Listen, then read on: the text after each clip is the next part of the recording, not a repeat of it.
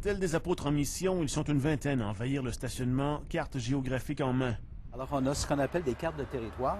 Alors, c'est divisé en secteurs. Et chaque groupe de témoins par auto va visiter un secteur durant l'avant-midi. Parmi eux, Mélissa, 17 ans, attire notre attention. Elle fait du porte-à-porte avec ses parents depuis qu'elle est toute jeune. C'est quoi faire du porte-à-porte quand on est jeune, quand on voit ses amis jouer partout, puis... Jamais qu'on a trouvé ça dur ou les parents ils rendent ça quelque chose d'amusant pour les enfants. Puis ça veut pas dire qu'on n'a pas le temps de s'amuser dans d'autres moments. Les principes de la Bible, elle y croit. Ça m'apporte des principes sur lesquels je peux me baser dans tout ce que je vais faire dans ma vie, dans toutes mes décisions. Pour une première fois au Canada, une équipe de télévision est autorisée à accompagner les témoins de Jéhovah dans leur porte-à-porte. Jumelés à Serge et Penny, c'est eux que nous accompagnerons sur la route. À la première porte, tout va comme prévu. Bonjour, madame. Ça va bien? Oui, oui. Oui, on visite les gens de votre quartier ce matin pour... On passe le message, on remet le dépliant, on invite au grand rassemblement du Colisée. Le fait que les témoins vont de porte en porte, c'est pour suivre un commandement de Jésus qui a dit à Matthieu, chapitre 28, 19 et 20, « Allez donc et faites des disciples des gens de toutes les nations. » Évidemment, parfois, il y a des absents. Si ici, on hésite à laisser un dépliant dans la boîte aux lettres, il arrive que parfois, on laisse des traces de notre passage. À la troisième porte, une image de déjà-vu. L'homme refuse catégoriquement tout échange avec les messagers. Je voulais vous laisser une invitation spéciale à notre assemblée à Québec. C'est beau, ça m'intéresse. Bon, excusez-moi de vous avoir dérangé. Bonne journée. Bon, alors voilà. Oui, ça représente un défi, mais on a remarqué que la plupart des gens sont très gentils, sont polis. Et si ce n'est pas le cas, ils vont nous dire, bien, ça ne m'intéresse pas, tout simplement. Alors, on va passer à la porte suivante. Ils peuvent cogner chez vous les lundis, mercredis, la fin de semaine.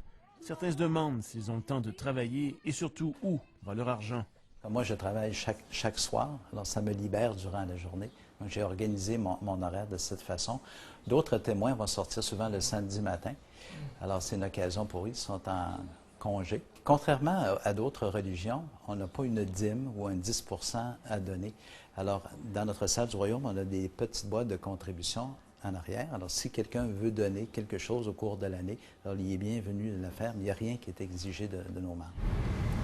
S'ils sont dans ce quartier, ce n'est pas par hasard. Plutôt, un premier rendez-vous dans la salle du royaume a permis aux membres d'échanger, mais aussi de recevoir les directives.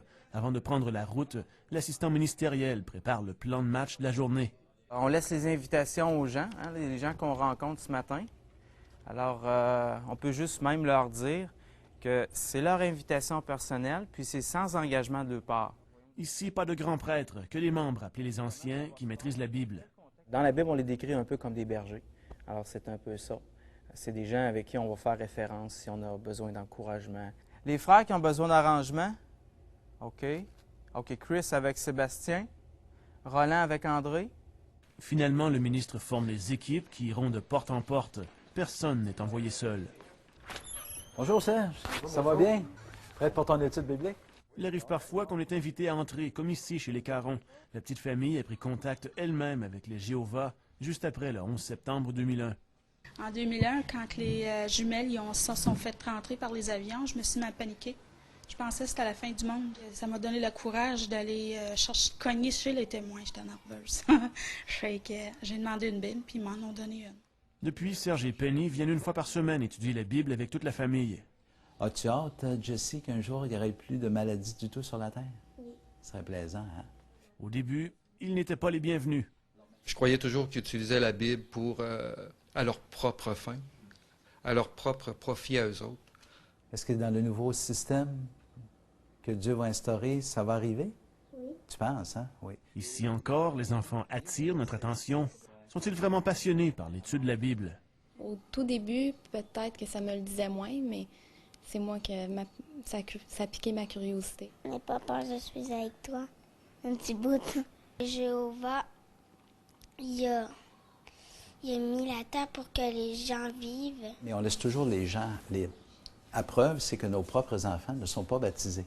C'est eux qui vont décider, à un âge qui est raisonnable, peut-être vers 14, 15 ou 16 ans, qu'ils adhèrent à la religion des témoins de Jéhovah. Alors, on ne les poussera jamais à le faire eux-mêmes. Moi, quand j'étais jeune, personnellement, on parlait souvent de la fin du monde. Après une journée en leur compagnie, un discours ressort à travers tous les autres.